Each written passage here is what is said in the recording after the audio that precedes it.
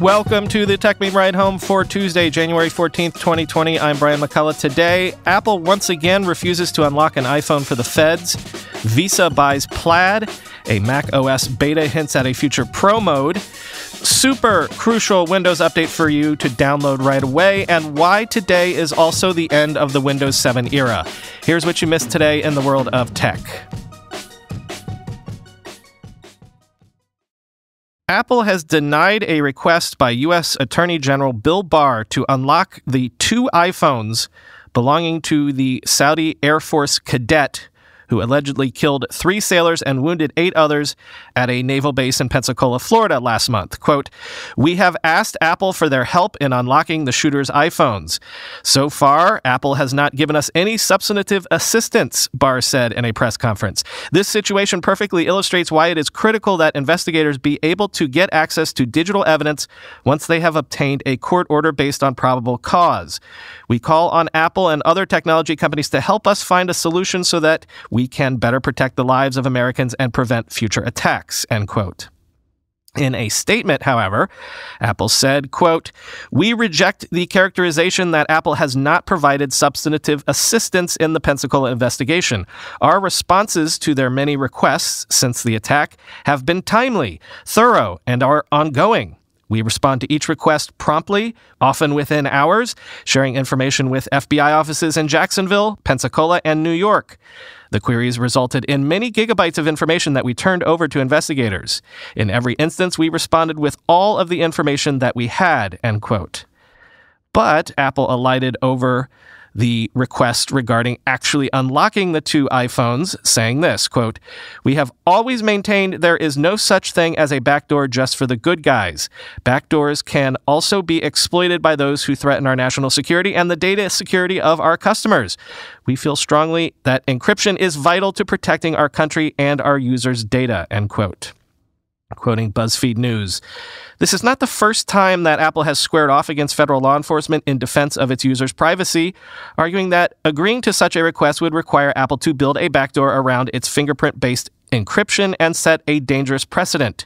In 2015, Apple defied a court order to assist the FBI by unlocking the iPhone belonging to another mass shooter, one of 2 terrorists who killed 14 people in San Bernardino.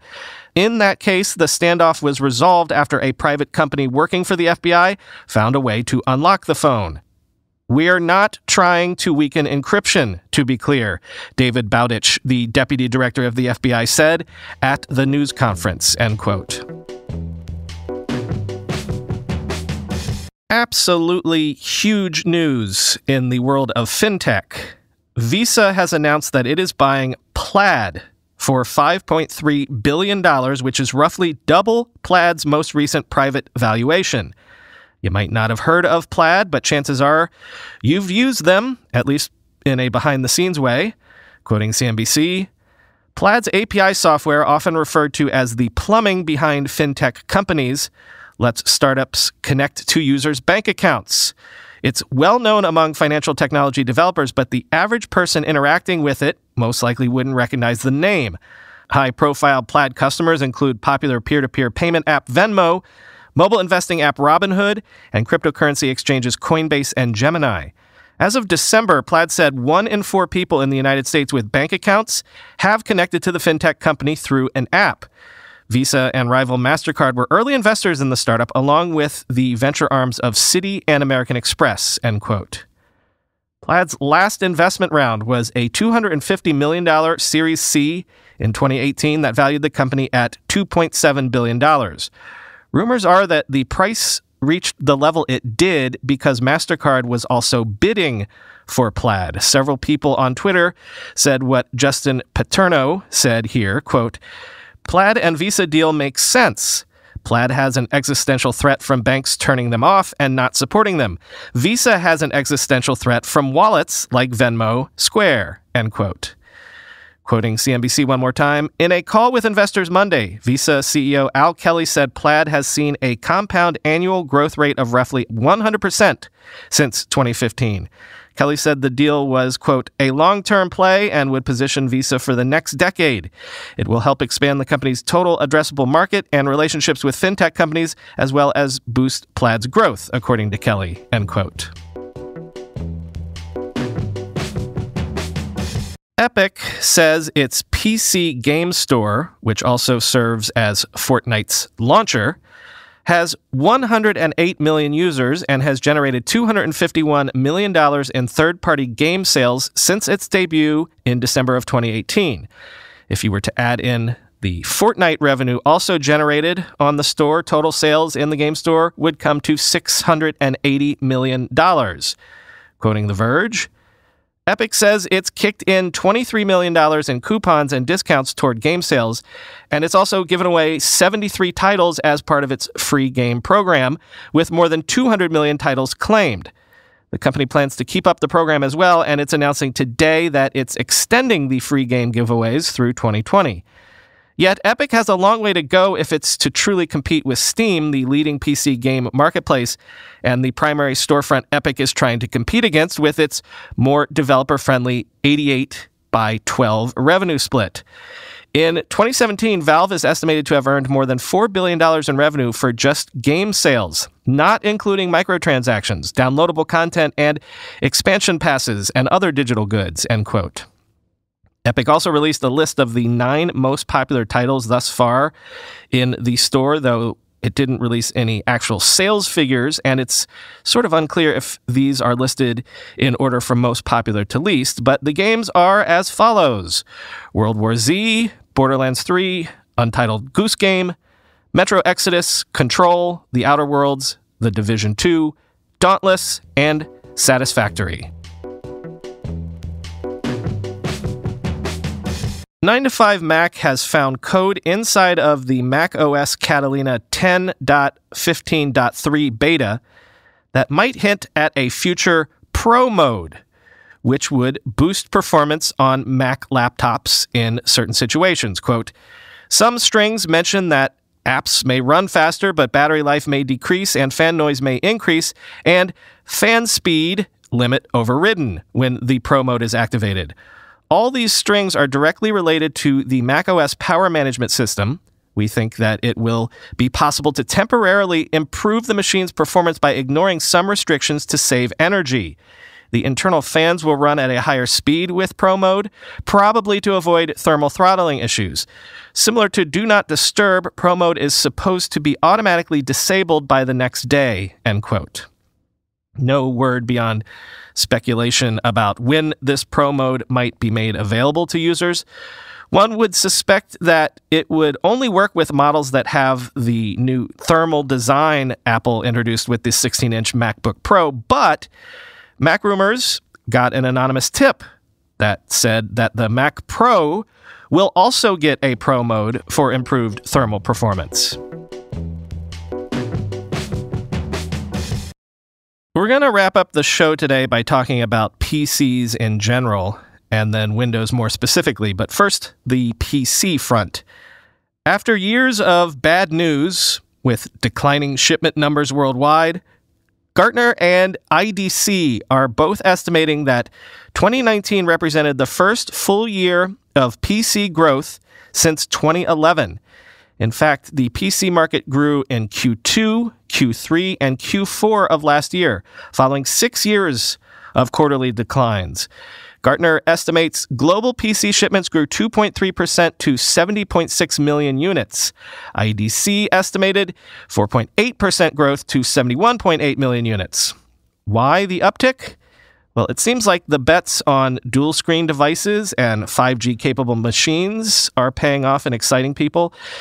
But also, and this is what we're going to talk about a little later, the end of the road for Windows 7 may also be playing a significant part. Quoting VentureBeat, one big driving force has been the Windows 10 refresh cycle in the business market.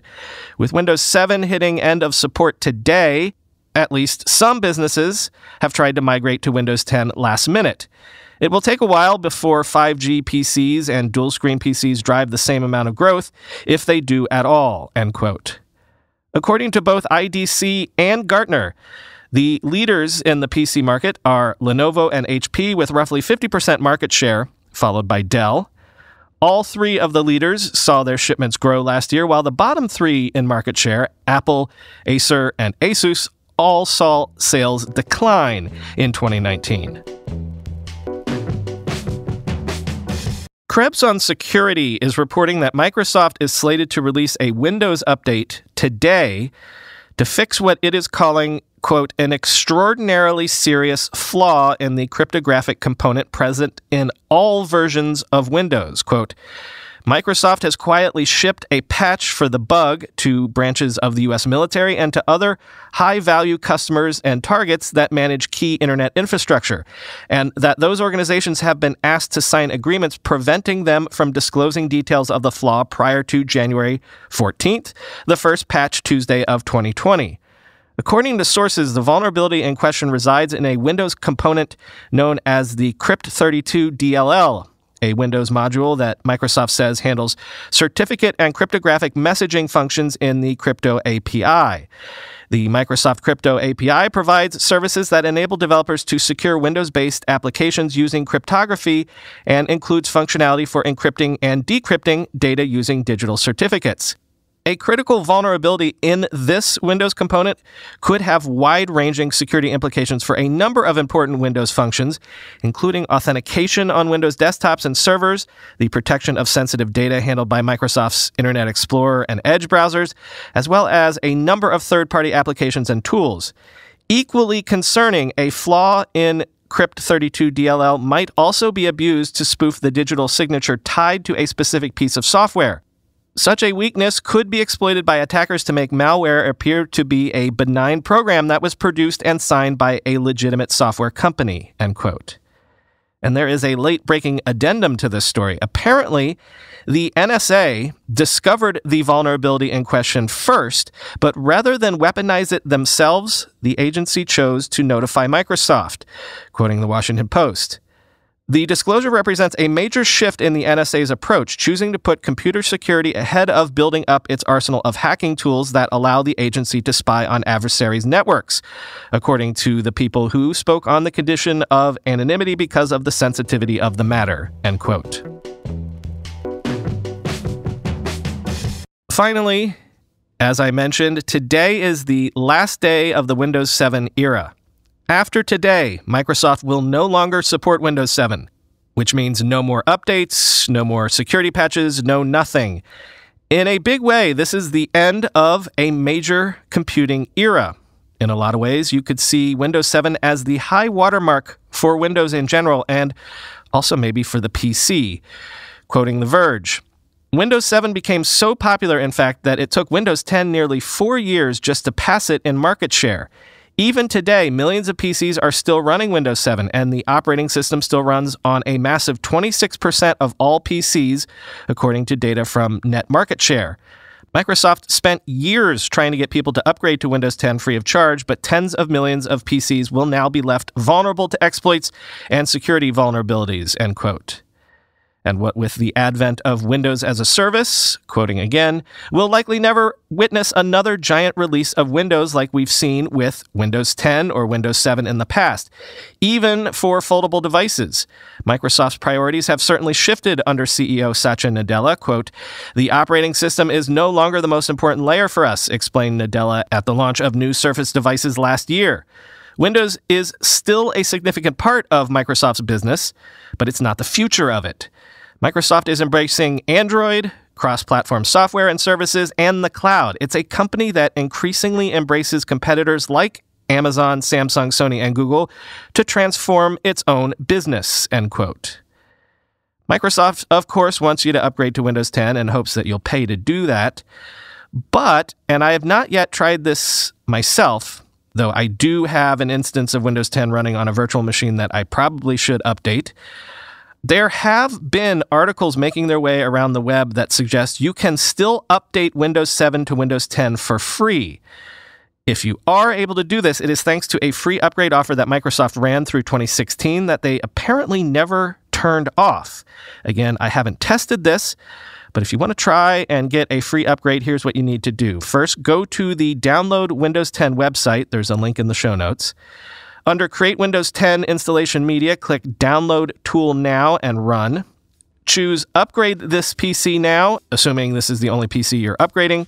If you're upgrading a different machine, choose Create Installation Media for another PC and save the installation files. Then follow the prompts, and when the upgrade is complete, go to Settings, Update, and Security, then Activation, and you should see a digital license for Windows 10. That's all for today. I'm going to try to head home early and nurse this cold once again. Quick reminder, though, there is an ad-free version of this podcast. You can subscribe to the ad-free feed right in your podcast player, the one you're listening to me on right now. Just bring up today's episode and scroll down to the bottom link in the show notes. That allows you to subscribe to the ad-free feed seamlessly, and you too can be listening to the show ad-free tomorrow.